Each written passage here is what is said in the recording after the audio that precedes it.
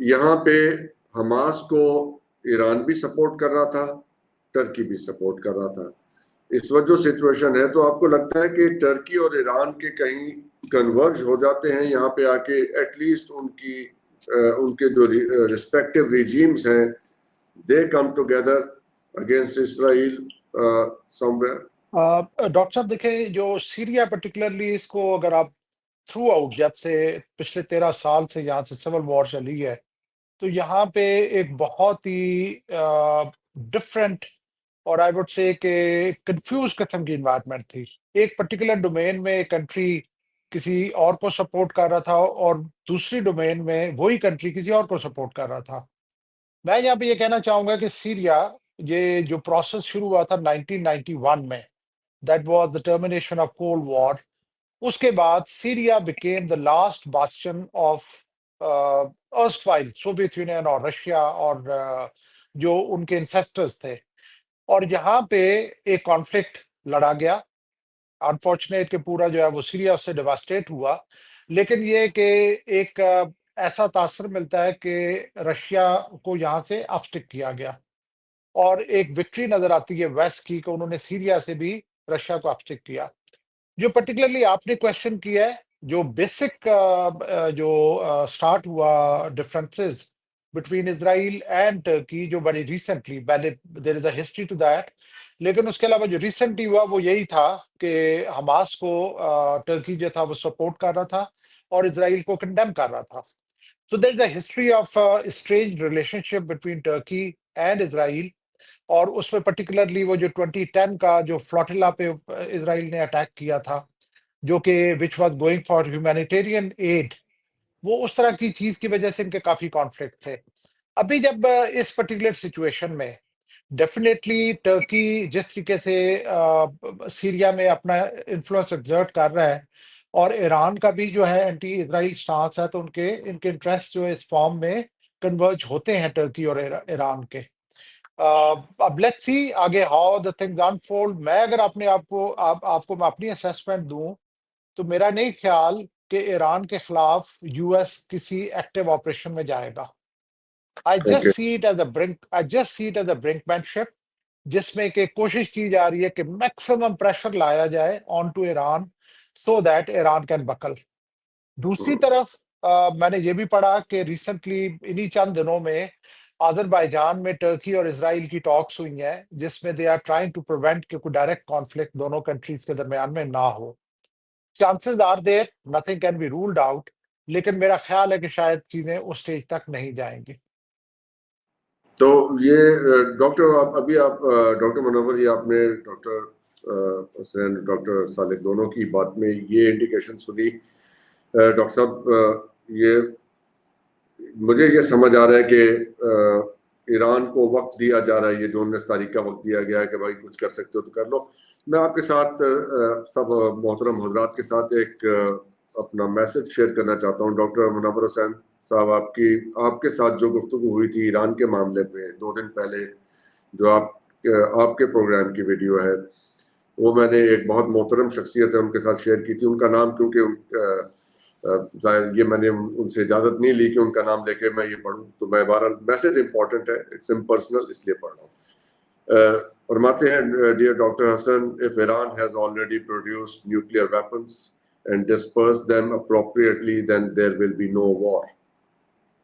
Anything short of that will attract unilateral US-Israel attack supported by some other players with no or little resistance by Iran except for verbal rhetorics.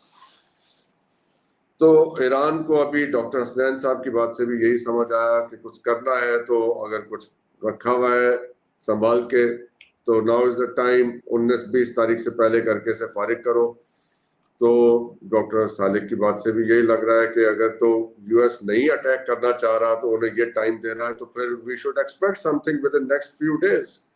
بھائی کر کے ہے تو وہ اب سنبھال کے کب تک رکھو گے؟ لاؤ دکھاؤ اور let's move on from there. آپ کو کیا لگ رہا ہے؟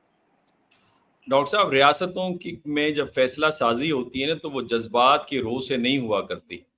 اور ایران ایک 2000 سال پرانی سویلائزیشن ہے اور وہ ڈپلومیٹک جب نیگوسیشنز کرتے ہیں اس حوالے سے وہ بڑے سیزنڈ ہیں, مشہور ہیں, وہ اچھا بارگن کرنا جانتے ہیں اور اس بات کو پوری دنیا تسلیم کرتی ہے. جو ڈپلومیٹک سرکلز ہیں وہ اس بات کو تسلیم کرتے ہیں, پہلی بات. دوسری بات یہ کہ ایران نے IAEA کے ممبر ہیں اور اس NPT کے اوپر بھی سائن کیا ہوا ہے, تو انٹرنیشنل اوبلیگیشنز ہے. اور اگر اس طرح کے تجربات کرتے ہیں یا اپنا اوپن کرتے ہیں, ڈکلیئر کرتے ہیں, تو اس صورت میں امریکہ کا اٹیک یا اسرائیل کا اٹیک لیجیٹیمائزڈ ہو جاتا ہے. تو لہٰذا وہ یہ لیجیٹیمیسی کبھی بھی امریکنز کو نہیں دیں گے. تیسرا یہ کہ وہ باقی ذریعوں کے ذریعے سے اس کو امریکن اٹیک کو یا بات چیت کو یا اس کے پاور کو جو وہ پاور پوزیشن سے نیگوشیٹ کرنا چاہ رہا ہے اس کو کنٹین کرنے کی کوشش کریں.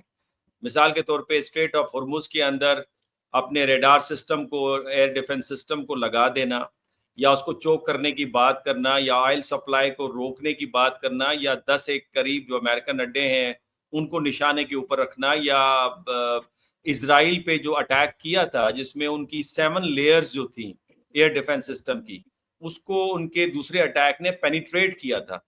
تو یہ وہ چیزیں ہیں جو ڈیٹرنس ایک قسم کا پیدا کرتی ہیں. تو لہٰذا ایران تو اس پہ عمل کرے گا. دوسری بات یہ کہ ڈاکٹر حسنین جاوید نے فرمایا ڈومیسٹک فیکٹر بڑا امپورٹنٹ ہے, لیکن ڈاکٹر صاحب نے پھر ایویڈنسز دے دیے جس کے اندر استقلال والا عالمہ, یہ سارے جو ایویڈنسز دیے ہیں ڈاکٹر صاحب نے, یہ پہلے آرگومنٹ کے ساتھ کنٹراڈکٹ کر رہی ہیں.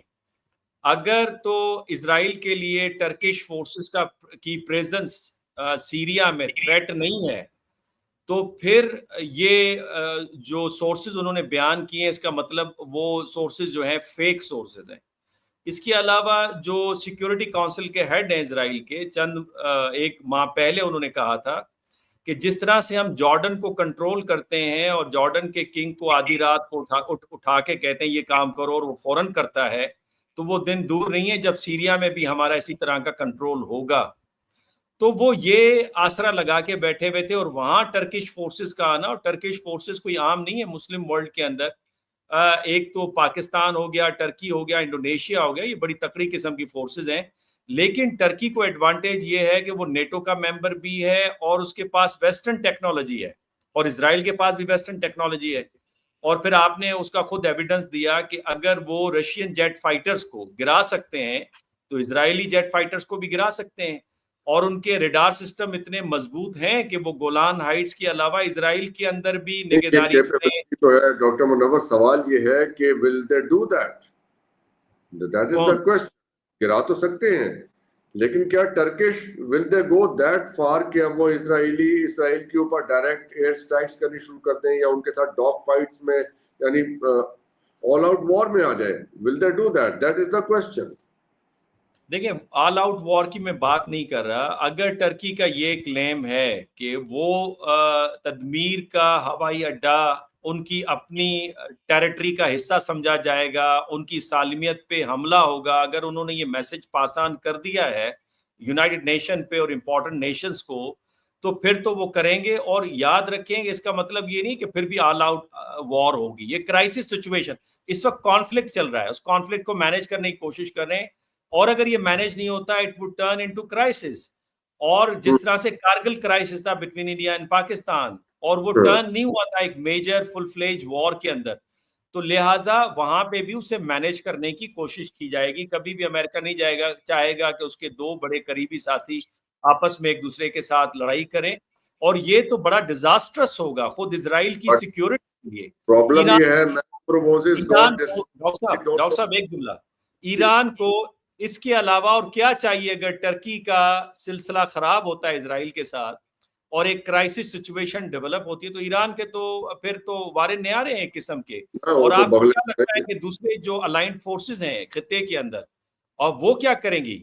آپ حزب اللہ کے بارے میں یا اشد شیبی کے بارے میں کیا کہیں گے؟ اور ادھر جو حوثیز ہیں یمنی, کیا وہ اس کا ایڈوانٹیج نہیں لیں گے؟ تو میں نہیں سمجھتا کہ اس کو امریکہ مینیج کرنے کی کوشش کرے گا. وہ یہ نہیں چاہے گا کہ ایسی کرائسس سچویشن بن جائے